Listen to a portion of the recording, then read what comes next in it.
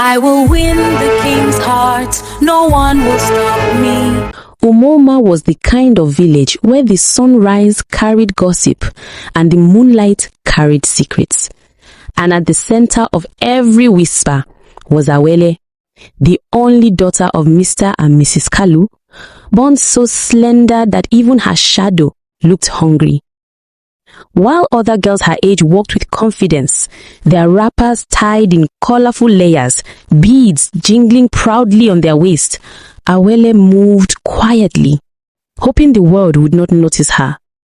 But the world always did. Children mocked her, adults joked, and even the chickens at the village square scattered when she walked by, as though they didn't want her thinness to touch them. "See broomstick," some girls giggled. "If breeze blow now, she go disappear," the boys teased. Awele never replied. She carried her shame like a second skin. But deep in her heart lived a dream so wild it frightened even her. She wanted to stand among the maidens of Umoma during the king's grand carnival contest. A competition of beauty, grace, and talent. A stage where no one like her had ever dared to go. On this particular morning, the royal gong sounded 3 times. Bam, bam, bam. Villagers poured out of their huts. A royal messenger raised a scroll and declared, "By order of His Royal Highness, the King of Umoma, in 2 market days, a grand carnival shall be held. All maidens of age are to present themselves for the contest of beauty and honor." The crowd erupted. Girls adjusted their hair, mothers whispered strategies, traders calculate how much costume cloth they would sell. Awele felt a spark ignite inside her chest. What if, just this once, she could try? She whispered the thoughts to her mother later that evening. Mama Kalu paused, surprised, then smiled gently, the kind of smile that held both hope and fear. But the villagers overheard. A group of maidens burst into laughter so loud it chased the bird from a nearby tree. "You, Awele, for contest, abeg shift, leave beauty for people wey get chance. She not even reach to be gatekeeper." Their words cut deep. Awele looked down at her thin arms, her flat wrists, her dust-covered feet, and she felt the dream crumble in her palms. But Mama Kalu held her hand. Dreams don't fear mockery, only the dreamer does. 2 days later, Awele followed her mother into the forest to fetch firewood.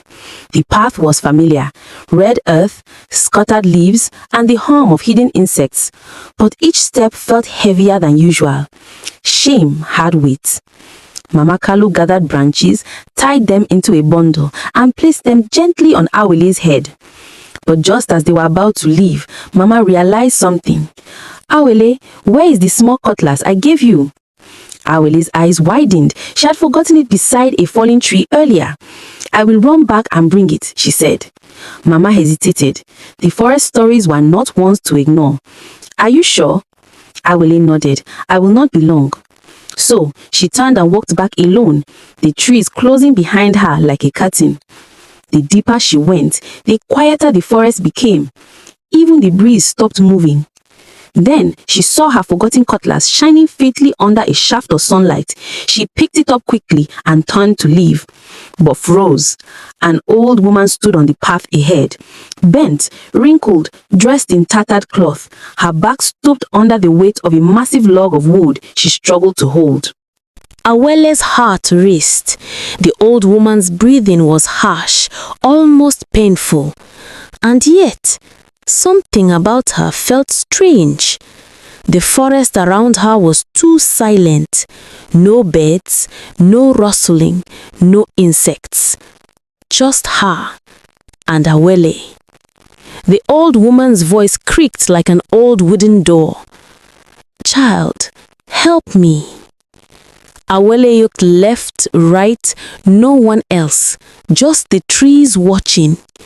She swallowed her fear, stepped forward, and held the log with trembling hands. Suddenly, the forest wind changed direction. Leaves swelled, shadows stretched unnaturally across the ground. And the old woman raised her head, revealing eyes that glimmered with something ancient, something not of this world. Awele gasped softly. As Awele helped her, the air grew colder. A strange stillness wrapped the trees, and somewhere far away, a soft whisper echoed, almost like the forest itself was speaking. Awele clutched the log tighter. Awele's hands shook as she supported the heavy log. The old woman's weight felt far more than wood, almost like she carried centuries with her. "Thank you, child," the woman murmured, her voice both gentle and unsettling. "Most will walk past." Awele swallowed. "It is nothing, Mama." But the forest wind hissed softly, as if disagreeing. They walked slowly down the narrow path. Birds remained silent on branches. Even the familiar scent of earth and leaves felt different, thicker, watching. At a turn in the path, Awele tried to adjust the log on her shoulder. Her foot struck an abandoned piece of wood lying half hidden under the leaves. Crack! Pain shot up her leg. She stumbled and fell to her knees. "Ah!" she cried, clutching her ankle. The old woman set down her load with an ease that did not match her frail appearance. She knelt by Awele, her hands moving with surprising speed. "You are hurt," she whispered. Awele nodded, wincing as she tried to stand, but her foot refused her. The woman reached into her wrapper and pulled out a small clay jar, brown, dusty, sealed with a blackened piece of cloth. "Rub this," she said, placing it in her hand. Awele blinked. "Mama, what is this?" "A gift," the woman replied. "One that finds only those who are worthy." Awele hesitated. The jar felt warm, too warm for something that had been inside cloth. But the pain in her foot was burning. So she removed the cloth, dipped her finger, and touched the ointment. The moment it touched her skin, everything changed. Her foot tingled, a wave of warmth spread through her leg, and for a single heartbeat, she swore she heard whispers in the air, soft, distant voices calling her name. "Awele, Awele." She gasped, "Mama, did you hear?" But when she looked up, the old woman was staring straight at her, eyes glowing faintly as though reflecting a hidden fire. "Awele," the old woman said slowly, "you carry pain in your bones, not just from this fall, but from the words people have thrown at you since you were a child." Awele felt her chest tighten. How do you know that?" The woman smiled gently, but there was something ancient in that smile. The forest knows every cry made in silence. It hears what the world ignores. Awele looked away, fighting the sting of tears. "I only wanted to be seen, just once, not as a joke, not as the skinny girl everyone mocks." The wind swirled, lifting falling leaves into a slow dance. The woman of the woods leaned close, her voice low and echoing with old power. "Child, your heart is pure, your kindness is true, and your dreams, no matter how beaten, are still alive." Awele tested her weight on the injured foot. To her amazement, the pain was fading, melting away like palm oil in fire. She looked up to thank the woman, but the old woman was already lifting the heavy log again, this time with strength that made no sense. "Mama, let me help." "No," the woman said. "Your journey is different now. Go home, Awele." And before Awele could speak again, the woman walked deeper into the forest, each step turning her silhouette hazier, until the trees swallowed her completely. Awele hurried back toward her mother, clutching the jar tightly. Not once did she hear the old woman's footsteps behind her. As she reached Mama Kalu, her mother frowned. "Awele, what kept you? I was worried." Awele opened her mouth to explain, but something in her heart told her this encounter was not meant for everyone's ears. So she simply said, "I tripped, Mama, but I'm fine now." That night, after dinner, Awele lay on her raffia mat. She turned the clay jar in her hands again and again. A warmth pulsed from within it, almost like a heartbeat. On a strange impulse, she rubbed a little of the ointment on her hurt leg, then rubbed the remains on her face. At first, nothing happened. Then she felt it, a gentle tingling crawling across her body, a glow blooming under her skin, a hum in the air, like a song only she could hear. She gasped and sat up. Her arms looked different. Not bigger, not fuller, but smoother, firmer, warmer. Her reflection on a polished calabash bowl shimmered strangely. Awele touched her cheek. It felt softer. The warmth spread again, flowing through her like gold threads weaving themselves into her bones. She fell asleep without realizing, wrapped in a cocoon of invisible magic. At the first cock crew, Mama Kalu shook her gently. "Awele, wake up! Come and fetch water before the queue starts." But her mother's voice stopped. Awele rubbed her eyes, sat up and turned, and Mama staggered backward. Awele, confused. Awele stood. Then she saw it. Her skin glowed softly like morning light. Her once thin frame looked fuller, shaped. Her face transformed, delicate yet striking. Her hair shone like it had been washed in river pearls. Awele covered her mouth. "Mama, is this me?" They stepped outside, and the villagers gasped, one after the other. Women froze mid-step.